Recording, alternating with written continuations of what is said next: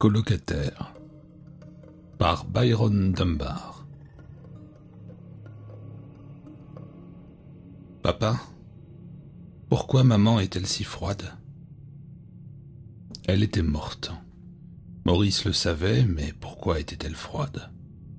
Son père, un homme trapu nommé Grégory, demeurait silencieux. Tout le monde sait que nous mourrons. Même les enfants ne le nient pas. Pourtant, connaître un fait et y croire sont deux choses différentes. Maurice savait que sa mère reposait morte dans son cercueil. Grégory lui avait expliqué d'avance la coutume de la veiller. Mais s'il était assez grand pour reconnaître la mort, il était trop jeune pour croire que sa mère puisse mourir. Ils ne parlèrent pas sur le chemin du retour. En passant devant les maisons, Maurice trouva que les fenêtres vides ressemblaient aux yeux de sa mère. Il respirait à peine et son père n'osa pas le regarder. Peu après, ils déménagèrent, et c'est alors que Maurice commença à voir des monstres. Grégory gagnait sa vie comme organisateur d'événements. Au départ, il se chargeait surtout des noces locales. Après la mort de sa femme, il se mit à coordonner de grands festivals, des salons professionnels, ce qui l'obligeait à traverser le pays. Souvent, il louait une nouvelle maison, sans jamais y rester assez longtemps pour s'y installer vraiment. Maurice ne tissa ni lien solide ni amitié durable. En revanche, il vit quantité de monstres. Chaque nouveau logis abritait quelque présence obscure. Un visage cadavérique derrière la vitre de la chambre, un froid intense au sous-sol, un grincement dans le grenier. Grégory soutenait que les griffes aperçues au clair de lune n'étaient que des branches tordues. Il affirmait que les silhouettes sur l'escalier n'étaient que des toiles d'araignées, non des fantômes. La cave moite grouillait d'insectes, pas de démons. Cela n'expliquait pourtant pas la puanteur stagnante de la cuisine de leur maison suivante. Maurice y flairait un vampire. Il avertit son père. La créature devait dormir sous l'évier, faute de cercueil, en attendant la nuit pour venir boire leur sang. Leur dernier logis, pourtant, était différent. Dès la photo, Maurice se sentit mal à l'aise. Un malaise à peine perceptible. Il ne prit corps qu'en arrivant sur place.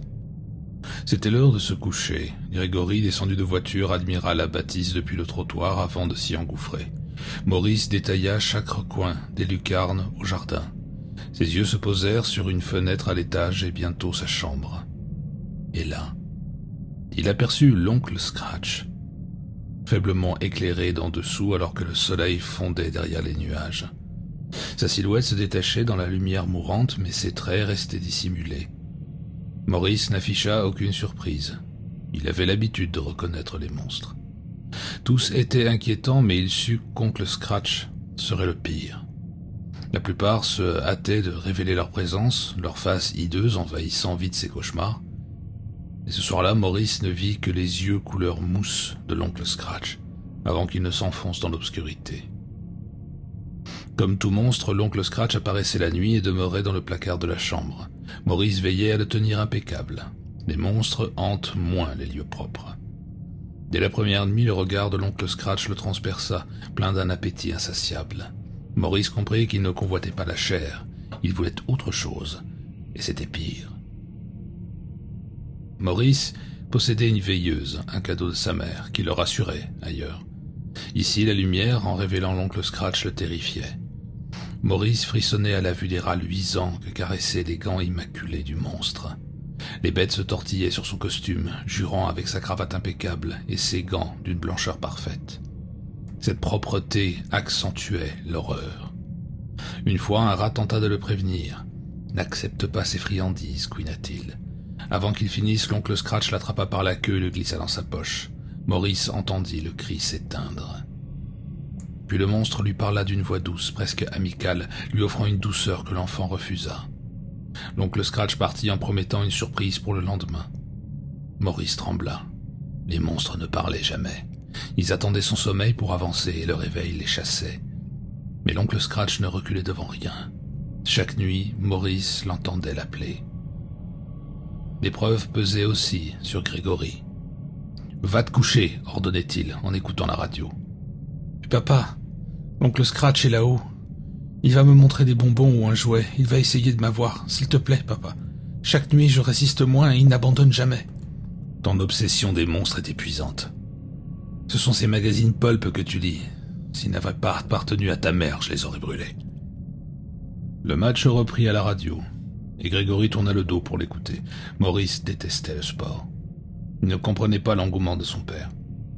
Soupirant, il monta se coucher. « Et n'oublie pas de te brosser les dents !» cria Grégory. Au 3e degré de l'escalier, Maurice s'arrêta. Le bois grinçait. Dans une autre maison, Lady Swoon Moon grinçait ainsi. Il se souvenait de ses longues dents peintes comme des cannes de sucre avec le sang des enfants. Chaque craquement évoquait une mastication sinistre. Terrifié, Maurice gravit les marches en courant et aperçut la porte de la salle de bain, à un pas de sa chambre. Il devait se soulager, mais la distance lui parut infinie. Il avança, un grincement. Sa porte était entr'ouverte. Un rat en sortit. « Ne l'écoute pas, Maurice. Il m'avait promis une maison de poupée. » Le rat n'acheva pas. La porte s'ouvrit, une main happa l'animal et le tira dans la chambre. Il hurla d'une voix de fillette. La porte se referma. Et l'œil de l'oncle Scratch apparut dans la serrure, luisant de convoitise. Maurice se rua dans la salle de bain, claqua la porte et resta des heures tremblant sur la lunette. Ses paupières finirent par se fermer. Pendant ce temps, le placard s'ouvrit et l'oncle Scratch se glissa hors de la chambre. Par le trou de serrure, il observa Maurice, le regard étincelant d'attente. « Bientôt », chuchota-t-il en humectant ses lèvres. En bas, Grégory s'était assoupi devant la radio. Il se réveilla en sursaut, les lèvres tremblantes. Une rediffusion de Lights Out passait. Il l'éteignit et, la main tremblante, alluma une cigarette. Grand Dieu, quel cauchemar! Des gants blancs, des rats, des yeux couleur mousse. Quelqu'un hurlait. Un enfant. « Je ferais mieux d'aller voir Maurice », se dit-il. Il monta, traversa le couloir et entra dans la chambre. Mon Dieu! Il resta figé, jouet éparpillé, livide. La panique le gagna, puis un ronflement venu d'ailleurs. La lumière de la salle de bain filtrait sous la porte. Il soupira, soulagé. Il sourit en découvrant son fils endormi et le porta au lit. Les paupières de Maurice battirent lorsqu'il le recouvrit, puis se refermèrent. Plus tard, Maurice s'éveilla. Il maudit sa faiblesse. Comment était-il revenu au lit? Dans l'obscurité, un bruit se fit entendre. Non le trottinement des rats ni les gémissements d'enfants, mais une voix humaine. Maurice se figea, comme un cadavre. Le son fendit le silence, comme la glace craque. Il inspira sans bruit pour mieux écouter. Rien. Puis un jaillement, un long sanglot et de nouveau le silence. Maurice tourna la tête. La lune avait disparu, la pièce était noire. Un autre murmure. Plus de doute, quelqu'un pleurait. Était-ce l'oncle Scratch? Jamais il n'avait entendu un monstre pleurer, même pour tromper. Un bruit mouillé suivit, comme un seau recueillant la pluie. Maurice imagina des torrents de larmes sur un visage féminin, un nouveau sanglot, plus proche. Ruissellement continué, ponctué de plaintes. La voix était celle d'une femme. Maurice pensa à sa mère, et ses yeux se mouillèrent. Devait-il allumer la lampe? L'oncle Scratch l'aurait déjà tenté par une friandise. Il tendit la main vers l'interrupteur puis s'arrêta, un sanglot près de son oreille. Pris de peur, il retira sa main, le bruit cessa. Maurice demeura assis, n'osant bouger du matelas. Quelque chose rampa, il le sentit sous le lit. Une goutte de sueur lui chatouilla le menton, mais il n'osa pas l'essuyer. La voix revint, pleurant sans cesse. Voulait-elle son attention? Maurice risqua une question. « Pourquoi est-ce que tu pleures ?» Le son se tut. Un léger grincement, quelque chose s'extirpait de dessous le lit. Silence. Puis une masse recroquevillée près de la fenêtre. « Maurice? C'est toi ?» Maurice pâlit. C'était la voix de sa mère. Soudain, une lueur bleue redressa la silhouette. C'était bien sa mère, suspendue comme un spectre, des fils électriques fichés dans le crâne. Maurice pencha la tête et aperçut l'oncle Scratch illuminé dans un coin. Ses yeux mousseux foudroyaient sa mère. Au rythme des étincelles, il s'approcha, posa un marteau sur la table de nuit, écarta la paupière gauche de la défunte et glissa un pic à glace au-dessus du globe oculaire. Maurice vit l'acier pénétrer jusqu'à l'os. D'un petit coup de marteau, l'oncle Scratch traversa la fine couche du crâne puis gratta derrière. 2 autres coups, même opération de l'autre côté. Il jeta les outils et se retourna vers l'enfant. C'est ce qu'ils lui ont fait, Maurice.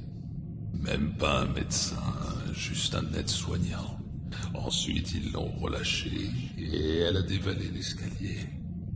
Tu sais comment ça s'est terminé, pas vrai? Les étincelles s'éteignirent avec ces derniers mots. Maurice demeura dans l'obscurité opaque. Il se recroquevilla lorsqu'il entendit la voix sinistre. Je peux la ramener, Maurice. Il y aura un prix, mais rien de précieux n'est gratuit. Tu n'as simplement qu'à dire oui. Des rats grattèrent derrière les cloisons. La peur et la solitude l'envahirent. Si l'oncle Scratch pouvait rendre sa mère, mais dans quel état? Dans un souffle imperceptible, Maurice murmura « Oui ». En un éclair, la pièce fut vide. Maurice alluma la lumière, chercha sa mère sous le lit et la trouva affalée, bavant, l'esprit détruit. Il se blottit contre elle, pleurant en lui caressant les cheveux. Ils échangèrent un regard d'horreur. Elle voulut parler, mais seule la salive coula. L'oncle Scratch avait rendu la chair et non l'âme. Soudain, ses mains surgirent, happèrent Maurice et l'enfermèrent dans le placard, seul avec les rats. Il est temps de payer le prix. Quand un enfant disparaît, interrogez les parents et la procédure. La police fit monter Grégory dans la voiture. Par la vitre, il jeta un dernier regard à la maison. Son regard monta jusqu'à la fenêtre de la chambre de Maurice. Avant le départ, il aperçut un rat sur le rebord de la fenêtre. Le spectacle le troubla sans qu'il sache pourquoi. Tant mieux que son ouïe fût ordinaire. S'il avait eu l'oreille fine, il aurait pu entendre une voix piailler. « Papa, aide-moi, s'il te plaît, papa !»